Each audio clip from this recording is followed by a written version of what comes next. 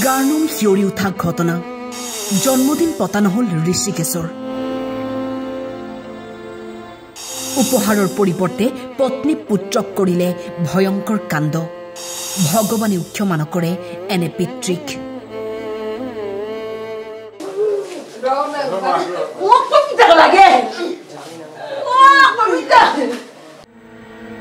নলবাৰীৰ ঘটনাই কপাইছে ৰাজ্য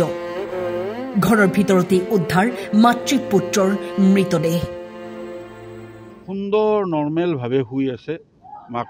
পুতাকটো তলমুৱা হৈ আছে মাকটো ওপৰমুৱা হৈ সুন্দৰকৈ কবিতা হালো অৰ্থাৎ ওপৰমুৱা হৈ শুই আছে এইখিনি এইটো কিন্তু একদম মানে মই 100% চিয়ৰ এইটো মাৰ্ডাৰ 15 বছৰীয়া ঋষিকেশ কাশ্যপৰ উপজাতিনত পিতৃয়ে এই ভয়ংকৰ কাণ্ড কৰাৰ গুৰুতৰ অভিযোগ শুই থাকিব নোৱাৰে মানুহ এজনে ছটফটাই থাকিব ব্লেংকেটখন উৰি ফেলে শুই থাকিব নোৱাৰে আমি ব্লেংকেটখন গুছাই দিয়াৰ পিছতে গম পালো যে মাইকীটো আৰু ল'ৰাজন মৰি আছে এইটো নিশ্চয় এইটো নিশ্চয় এইটো দেউতাকৰ পৰিকল্পিত মাৰ্ডাৰ আৰু এইটো দেউতাকে তাৰমানে অসহ্য পাইছে কিবা কিবা সিহঁতৰ ফেমিলি বেকগ্ৰাউণ্ড সেইটো আমি নাজানিম কিন্তু ল'ৰাটোৰ কাৰণে ইমান মানে ভীতিগ্ৰস্ত হৈ আছে সেইটোৱে কিবা অজুহাতত হয়তো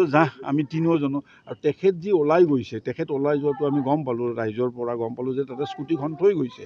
হাৱেৰ ওচৰত সেই হাৱেৰ ওচৰত স্কুটিখনৰ যিজন য'ত থৈছে তাতে মেনেজাৰজনক দিছে হোটেলখনৰ মেনেজাৰজনক কৈ গৈছে যে মই ৰাতি আহি আছোঁ স্কুটিখনৰ চাবি পাতো তুমি ৰাখা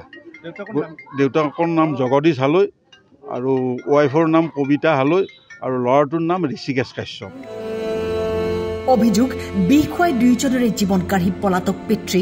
জগদীশ হালৈ তাৰমানে এইটো মানে তেখেতৰ মানে প্ৰিপাৰেশ্যন মাৰ্ডাৰ আৰু তেখেতো যি বাচি থাকিব মোৰ কিন্তু সন্দেহ কি বিচাৰে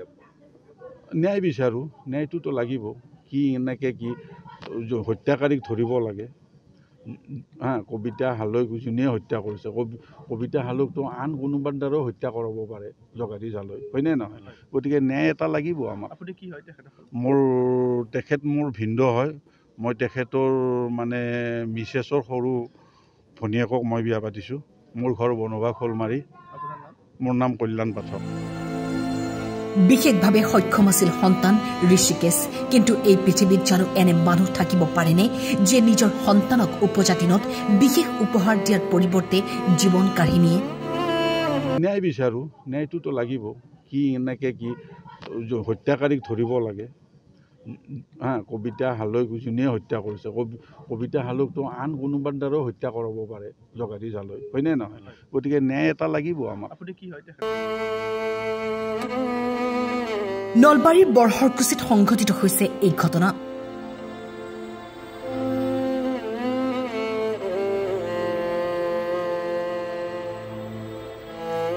ঘটনাস্থলীত আৰক্ষী উপস্থিত হৈ অব্যাহত ৰাখিছে তদন্ত শীঘ্ৰেই ওলাই পৰিব মূল অপৰাধী